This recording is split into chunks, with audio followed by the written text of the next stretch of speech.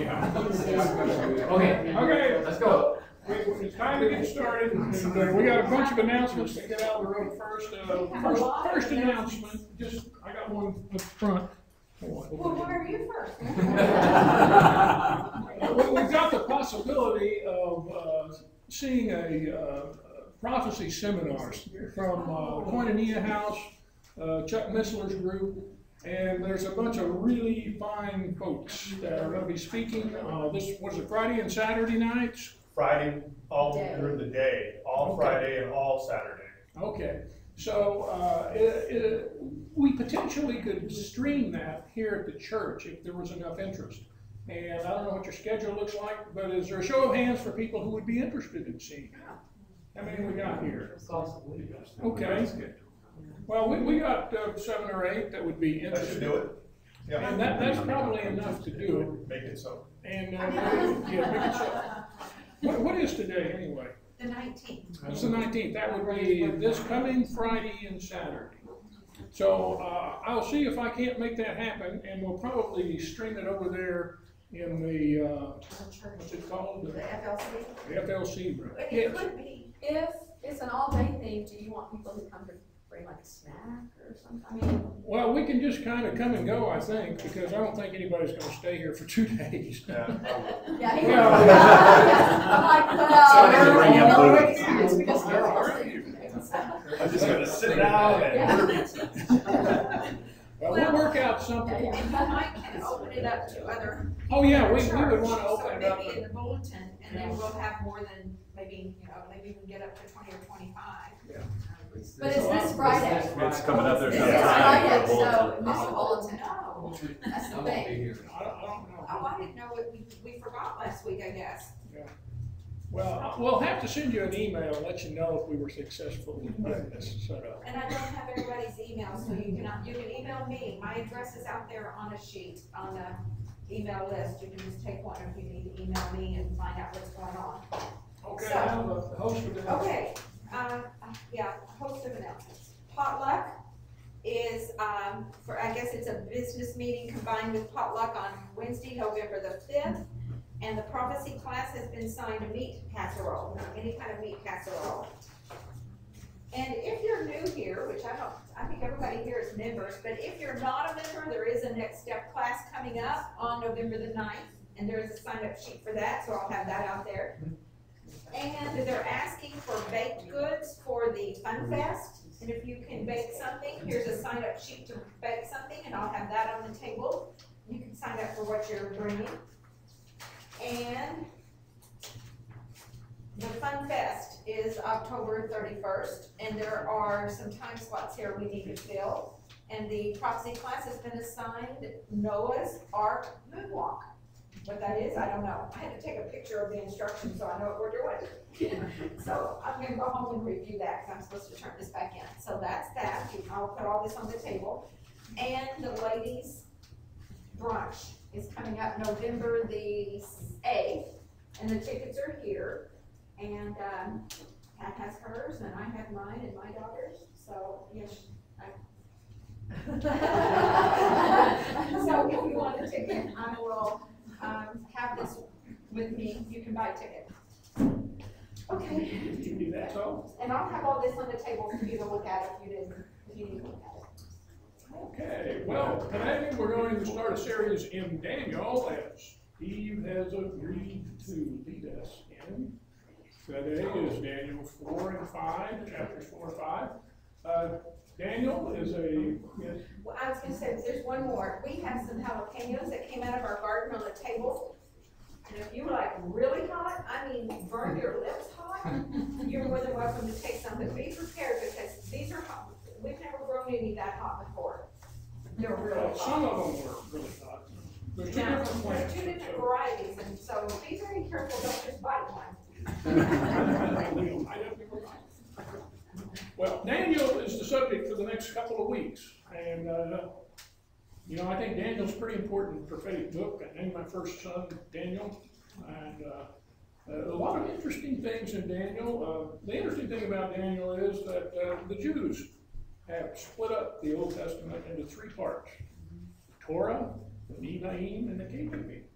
The Torah is the law, the first 5 books. The Ketuvim are the writings, like Psalms and stuff like that. Then there's the Nevi'im, which is the prophets. Where do you think they put Daniel? In the Ketuvim, in the writings. You know why? Because if you look at Daniel very closely in that chapter 9, it tells you when the Messiah shows up and when he dies. And so, consequently, they have tried to discount the prophetic value of Daniel. So, there is a message there in Daniel. Information there that's not contained anywhere else in Scripture. And here's kind of the big overview where I'm headed right now. We're going to do Daniel, and I'm going to do a few out of Isaiah, a few chapters of Isaiah, and then we're going to do Zechariah 14, and then we're going to do Revelation. Scotty's going to help me. And with the information that you have now, the Jewish holy days, Daniel, Isaiah, Zechariah 14, of course Matthew 24, when you go over and look at Revelation, it'll make a lot more sense to you. I hope it makes more sense to me. So, Steve, you're up. And you're going to record it, right? It's already recording. Oh. So this is a 4-week series. I've got 4 sermons prepared. Today is Daniel's chapter 4 and 5. Next week will be Daniel chapter 6, which is the lion's den, chapter 7, and then finally chapters 9 through 11. And that has the prediction on when Jesus was born. It actually calculates to April 6, 32 AD, which was Palm Sunday. But we'll cover that in 3 weeks from now. Daniel chapter.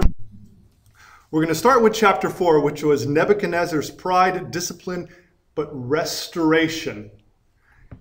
Compare and contrast that when we move into chapter 5, which was Belteshazzar's pride and destruction. The question that I'm asking y'all is, why is there a difference between the two? Why did God treat those 2 incidents separately? Why did he restore one and destroy the next? But let's, as a precursor and looking ahead, I want to let you know that the first 6 books of Daniel are historical. But don't worry, I know that this is a prophecy class, and so I did find some interesting prophetical things to share once we hit chapter 5. So it's not just a history lesson for you. Did you know that in Daniel, chapters 2 through 7 are actually written in Aramaic? What would you expect it to be written in?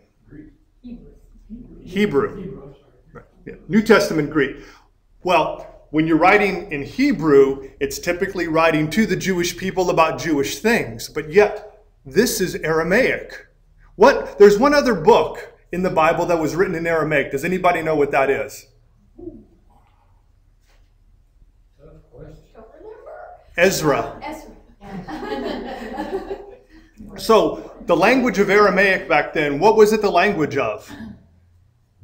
The Gentiles, just the people. This is what Nebuchadnezzar spoke. And you will see in chapter 4, it is Nebuchadnezzar who is actually describing this event in Aramaic. It is to the pagan people. It is to the people of the world. So, let's begin. Daniel chapter 4. King Nebuchadnezzar, to the nations and peoples of every language who live in all of the earth, may you prosper greatly. It's a nice way to start. It is my pleasure to tell you about the miraculous signs and wonders that the Most High God has performed for me.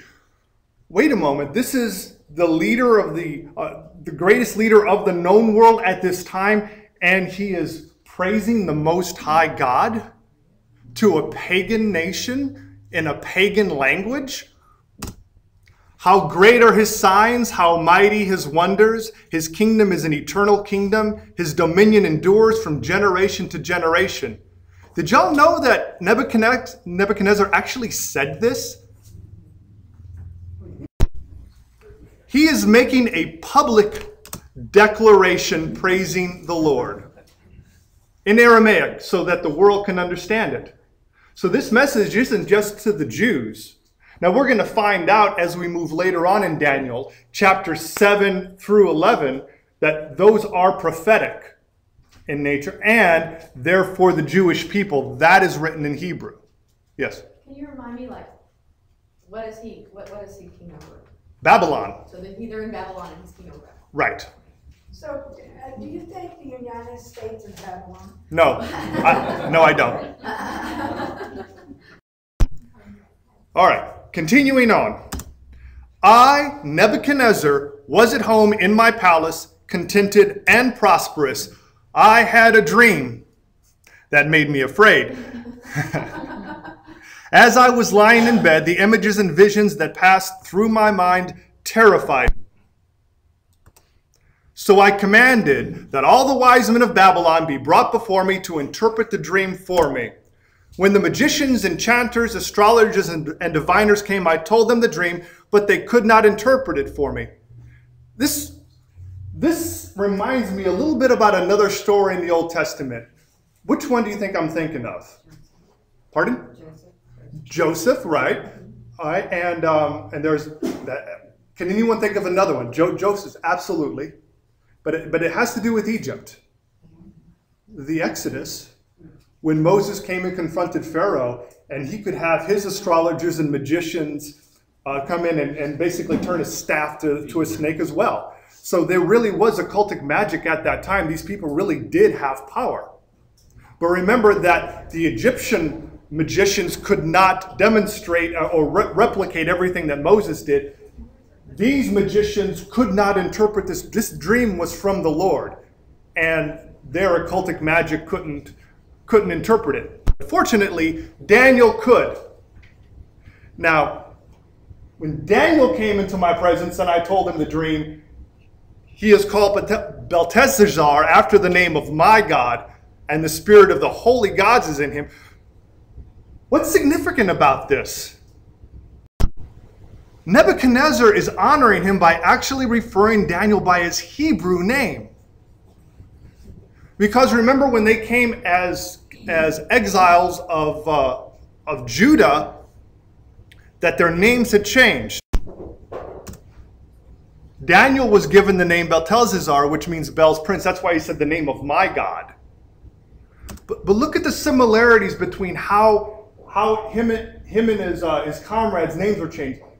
Shadrach, illumined by the sun god. Meshach, who is like unto the moon god. Abednego, servant of Nego, the shining fire. But their real names, Daniel, the Lord is my judge. Hananiah, which was beloved of the Lord. Look how it was kind of perverted. Beloved of the Lord, illumined by the sun god. Mishael is who is God, where he was changed to Meshach, who is like unto the moon god. It's perverted in a sense. And finally, Azariah, the Lord is my help, changed to the servant of Nego, the shining fire. To me, it would be like I named my daughter Elizabeth, the Hebrew equivalent of Elisheva, which when I was in Israel, they said that was one of the most sacred names because it meant God is my oath. And Shiva is also the numeric number of 7 to them, so it's a very sacred name. And could you imagine if, well, like the moon god has to do with the Muslims, correct? If y'all know anything about Islam. And so, who is God has been changed, and who is unto the moon god? Could you imagine my daughter's name, Elisheva, being turned into something like Allah Akbar? It's blasphemous in my opinion, and yet this is what they called them. And yet Nebuchadnezzar is now referring to him by his Hebrew name. In a way, it's kind of paying him honor. Moving on, let's go back to his dream now that he's had. I looked, and there before me stood a tree in the middle of the land. Its height was enormous. Under it, the wild animals found shelter, and the birds lived in its branches, and from it every creature was fed. What we have here is an idiom, okay, a phrase which people use in everyday language, which does not make sense. Understand what it means, and this is what it's. The tree, in this sense, is an idiom. So let's see what the Bible describes trees throughout some of the passages, so we know what in the world he's talking about. I have seen a wicked and ruthless man flourishing like a luxuriant native tree. But I am like an olive tree flourishing in the house of God. The righteous will flourish like a palm tree. They will grow like a cedar of Lebanon. They will be like a tree planted by the water that sends out its roots by the stream. It does not fear when heat comes. Its leaves are always green. It has no worries in a year of drought and no year of fruit. But Jehoash, king of Israel, replied to Amaziah, king of Judah, a thistle in Lebanon sent a message to a cedar in Lebanon. Give your daughter to my son in marriage. There before me was a holy one, a messenger coming down from heaven. Back to the dream. Cut down the tree and trim off its branches. Strip off its leaves and scatter its fruit. Let the animals flee from under it and the birds from its branches. But let the stump and its roots, bound with iron and bronze, remain in the ground, in the grass of the field. Let him be drenched with the dew of heaven, and let him live with the animals among the plants. Let his mind be changed from that of a man, and let him be given the mind of an animal, till 7 times pass by for him. Times. What is that referring to? The 7 times. What does it represent? Could be a year, could be a day. Well, Daniel chapter 7 refers to time, times, and half a time. And we know that already is. As a year, congratulations. That was an easy one. Y'all get the 7 times tables award. All right. All right, moving on. We can see here that in this dream there is a shift in idiom from a tree to personal. You notice now that it says, let him be drenched, let him live with the animals, let his mind be changed. The decision is announced by messengers. The Holy One declare the verdict so that the living may know that the Most High is sovereign over all kingdoms on earth and gives them to anyone he wishes and sets over them the lowliest of people. In summary, the point of the dream is to establish who is really in charge. So, Daniel's interpretation. This is the interpretation, Your Majesty, and this is the decree the Most High has issued against my Lord and the King. You will be driven away from people and will live with the wild animals. You will eat grass like the ox and be drenched with heaven. 7 times will pass for you until you acknowledge that the Most High is sovereign over all kingdoms on earth and gives them to anyone he wishes. The command to leave the stump of the tree with its roots means that your kingdom will be restored to you when you acknowledge that heaven rules. Therefore, Your Majesty, be pleased to accept my advice. Renounce your sins by doing what is right and your wickedness by being kind to the oppressed. It may be then that your prosperity will continue. Nebuchadnezzar will be decommissioned for 7 years, but he will not lose his kingdom. He will be restored. This will be very much unlike what we will see in chapter 5 to the next heir. So what happens? At the end of 12 months, things seem to be going good, and then Nebuchadnezzar shoots off his mouth again. My mighty power and the glory of my majesty. And what happens? Right at that time, he is transformed for those 7 years, and the prophecy comes true. He actually was able to hold his tongue for 12 months, so that's not too bad for the king of the whole known world at that time. So, all right, after 7 years, Nebuchadnezzar writes, at the same time that my sanity was restored, my honor and splendor were returned to me for the glory of my kingdom. My advisors and nobles sought me out, and I was restored to my throne and became even greater than before. When I was researching this, I realized that some of the ancient Jewish writings claim, and this is not in the Bible, but the ancient Jewish writings claim that Daniel took care of him during those 7 years. Now I, Nebuchadnezzar, praise and exalt and glorify the King of heaven, because everything he does is right and all his ways are just. And those who walk in pride he is able to humble. So in summary, it takes a fall to allow God to use us.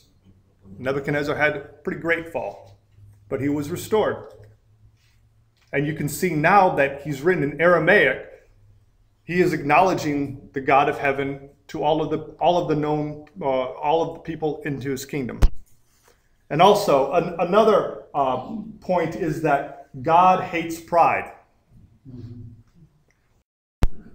What does the Bible have to say about pride? The Lord detests all the proud of heart. Be sure of this, they will not go unpunished. Pride goes before destruction, a haughty spirit before a fall. Pride brings a person low, but the lowly in spirit gain honor.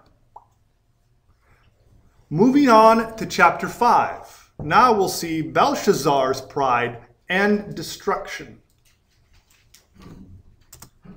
Why is there a difference between these two? Let's look at the backgrounds of rulers first, because just the society in general tends to try to throw darts at the book of Daniel, and one thing that they claim is Belshazzar wasn't a ruler, so let's find out if he truly was a ruler or not. So after Nebuchadnezzar, we had Amal-Marduk, which reigned from 562 to 559. He ruled for 2 years, and he's referred to as Evil Merodach in 2 Kings chapter 25, as well as Jeremiah chapter 52. After him came Neriglissar from 560 to 555. He was the son-in-law of Nebuchadnezzar. He is referred to as Nergal-Sharezer in Jeremiah chapter 39. Then we have Labashi-Marduk, who only ruled for 9 months. Then we had Nabonidus. This is who they think was the ruler at the time that Daniel chapter 5 took place. And the dates line up correctly, 553 through 536. But he was absent to North Arabia. He was not interested in being the king. And his son, Belshazzar, acted as co-regent during that time. And this basically silences those who are making fun of the Bible. Recent discoveries vindicate this. As an aside, well, have y'all heard of the Essenes and the Dead Sea Scrolls that were found in Qumran? Well, in K4, they found this prayer, and it's called the Prayer of Nabonidus, which was the ruler that was absent in North Arabia at that time. Now, the scroll, when it was translated, the reason that I have Nabonidus as a question mark is that it's spelled very similar to Nebuchadnezzar. If you change one of those letters, it could be translated as Nebuchadnezzar. However, it does appear to say Nabonidus. But I found it interesting that this was found with some of the Dead Sea Scrolls in K4. Look at what it says. The words of the prayers that Nabonidus, the king of Assyria and Babylon, the great king, prayed when he was smitten with a malignant disease by the decree of the Most High God in the city of Tema. I was smitten for 7 years, and from men I was put away. But when I confessed my sins and my faults, he allowed me to have a soothsayer. This was the Jewish man of the exiles in Babylon. He explained it and wrote me to render honor and great glory to the name of the Most High God. That sounds very similar to what happened to Nebuchadnezzar. And this soothsayer sounds very similar to Daniel. I mean, I can't say that 100%, but I just found it interesting. So, back to chapter 5. So don't confuse this fall of Babylon that's just about to take place with the doom of Babylon, which hasn't taken place yet, but is prophesied in Isaiah chapter 13 and 14, Jeremiah 50 and 51, and Revelation 17 and 18. 2 separate events. Okay, moving on. King Belshazzar gave a great banquet for 1,000 of his nobles and drank wine with them. While Belshazzar was drinking his wine, he gave orders to bring in the gold and silver goblets that Nebuchadnezzar, his father, had taken from the temple in Jerusalem. They're about to drink from the goblets from the holy temple from Jerusalem? Really? Their silverware wasn't good enough. Okay. So that the king and his nobles, his wives and concubines might drink from them. How arrogant is this guy? Probably trying to impress his thousands of friends that he's had at his... Okay. So they brought in the gold goblets that had been taken from the temple of God in Jerusalem. And the king and his nobles, his wives and his concubines drank from them. As they drank the wine, this is adding insult to injury, they praised the gods of gold and silver, of bronze, iron, wood, and stone. And then it happens. In the same hour came forth fingers of a man's hand and wrote over against the candlestick upon the plaster of the wall of the king's palace. And the king saw the part of the hand that wrote. Then the king's countenance was changed, and his thoughts troubled him, so that the joints of his loins were loosed, and his knees smote against one another. So in Aramaic, what are they really talking about when they're saying the joints of his loins were loosed? What does that translation actually mean? Do we have to say? To say it. But I'm going to say it in the form of a joke so that you'll get this message. The joke is the captain and his crew. Long ago, when sailing ships ruled the sea, this captain and his crew were always in danger of being boarded by pirates. One day while they were sailing, they saw that a pirate ship had sent a boarding party to try and board their ship. The crew became worried, but the captain was calm. He bellowed to his first mate, "Bring me my red shirt." The first mate quickly got to the captain's red shirt, which the captain put on. Then he led his crew into battle against the pirates. Although there were some casualties among the crew, the pirates raided. Later that day, the lookout screamed that there were 2 pirate vessels sending 2 boarding parties toward their ship. The crew was nervous, but the captain, calm as ever, bellowed, "Bring me my red shirt." And once again, the battle was on. The captain and his crew fought off the boarding parties, though this time more casualties occurred. Weary from the battles, the men sat around on deck that night recounting the day's events when one of the crew looked at the captain and asked, "Sir, why did you call for your red shirt battle?" The captain, giving an ensign a look that only a captain can give, explained, "If I am wounded in battle, the red shirt does not show the blood, so you men will continue to fight unafraid." The men sat in silence. They were amazed at the courage of such a man. As dawn came the next morning, the lookout screamed that there were pirate ships, 10 of them, all with boarding parties on their way. The men became silent and looked to the captain, their leader, for his usual command. The captain, calm as ever, bellowed, "Sound the general quarters and bring me my brown breeches."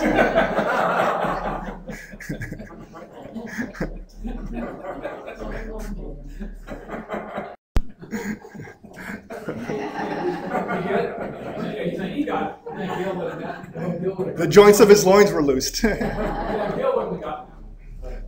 All right, so I promised you some prophecy in this history lesson. So let's see what kind of prophecy we can draw in from Daniel chapter 5. Quick detour. Now, the Persian leader that took over Babylon at that time was named Cyrus, Cyrus the Great. And so if you see any Iranians that happen to be your friends, wish them a happy Cyrus Day, which they celebrate on October 29th. That's coming up pretty shortly. So they actually have a day to celebrate their Persian leader taking over Babylon. This is really a holiday for them. So you can ask them to leave the Jews alone too while you're at it. So in today's vernacular, that's Iran taking over Iraq? Yes. Yes, absolutely. The Persians are the Iranians, and the Iraqis was Babylon. Yep, exactly. So they have a holiday celebrating this. Happy Cyrus Day. All right, so what happened back then? Herodotus, which was the father of history, the Greek historian, wrote that on October 12th, 539 BC, Cyrus's general captured Babylon without a battle. This is important because of this prophecy that I'm going to share with you. See, the Persians diverted the river Euphrates into a canal upriver so that the water level dropped, quote, to the height of the middle of a person's thigh. This rendered the flood defenses useless and enabled the invaders to march right through the riverbed. This was when Belshazzar was having his 1,000-guest party using the goblets from the temple. That was happening at that time. And here is an actual mural showing the river Euphrates and Babylon at that time. So they diverted the river Euphrates so that they were able to slip under those defenses. Took it without a fight.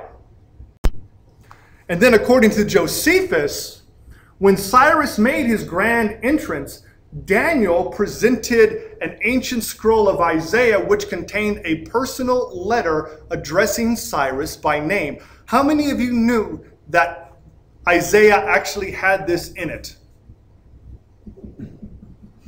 Right? Okay, good. Well, now all of y'all are about to know. So, here is the prophecy. That saith to the deep, be dry, and I will dry up thy rivers. How did the Persians happen to take over Babylon? That saith of Cyrus, he is my shepherd, and shall perform all my pleasure, even saying to Jerusalem, thou shalt be built, and to the temple thy foundation shall be laid. Thus saith the Lord to his anointed, to Cyrus, whose right hand I have holden, to subdue nations before him, and I will loose the loins of kings. What happened to Belshazzar when he saw the writing on the wall? To open before him the two-leaved gates, and the gates shall not.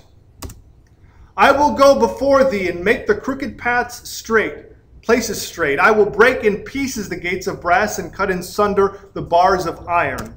And I will give thee the treasures of darkness and hidden riches of secret places, that thou mayest know that I, the Lord, which call thee by thy name, am the God. For Jacob my servant's sake, and Israel mine elect, I have even called thee by thy name. I have surnamed thee, though thou hast not known me. This was what Daniel gave Cyrus when he marched triumphantly into Babylon. I am the Lord, there is none else, there is no God beside me. I girded thee, though thou hast not known me. So a parting note about Cyrus is that he did free the captives, returned the vessels that had been plundered from the temple, and he even gave them incentives to return to their homeland to rebuild the temple. And that's recorded in 2 Chronicles 36 and in Ezra chapter 1. The prophecy came true. There's your prophecy lesson for today. Back to the history lesson. Back to the fall of Babylon. Daniel is now scolding Belshazzar, if you will, giving him a lesson on what the difference between him and Nebuchadnezzar was as far as their pride. Your Majesty, the Most High God gave your father Nebuchadnezzar sovereignty and greatness and glory and splendor. Because of the high position he gave him, all the nations and peoples of every language dreaded and feared him. Those the king wanted to put to death, he put to death. Those he wanted to spare, he spared. Those he wanted to promote, he promoted. And those he wanted to humble, he humbled.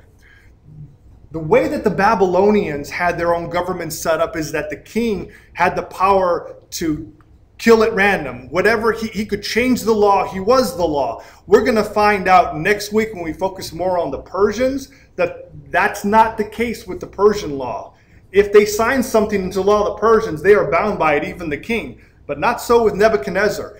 In the Babylonian culture, he was the law. More into that next week. But when his heart became arrogant and hardened with pride, he was deposed from his royal throne and stripped of his glory. He was driven away from people and given the mind of an animal. He lived with the wild donkeys and ate grass like the ox, and his body was drenched with the dew of heaven, until he acknowledged that the Most High God is sovereign over all kingdoms on earth and sets over them anyone he wishes. But you, Belshazzar, his son, have not humbled yourself, though you knew all this. Instead, you have set yourself up against the Lord of heaven. You had the goblets from his temple brought to you, and you and your nobles, your wives, and your concubines drank wine from them. You praise the gods of gold and silver, of bronze, iron, wood, and stone, which cannot see or hear or understand. But you did not honor the God who holds in his hand your life and all your ways. Therefore, he sent the hand that wrote the inscription. And what was the inscription? What was the writing on the wall? God has numbered the days of your reign and brought it to an end. You have been weighed on the scales and found wanting. Your kingdom is divided and given to the Medes and Persians. In summary, worshiping false gods, God hates it more. The application that I drew from this particular lesson is out of Jeremiah chapter 9, because I see this overarching theme of pride and boasting. Jeremiah 9 handles this very well. This is what the Lord says: "Let not the wise boast of their wisdom, or the strong boast of their strength, or the rich boast of their riches, but let the one who boasts boast about this, that they have the understanding to know me, that I am the Lord who exercises kindness, justice, and righteousness on earth, for in these I delight." That's the end of the presentation. Are there any questions?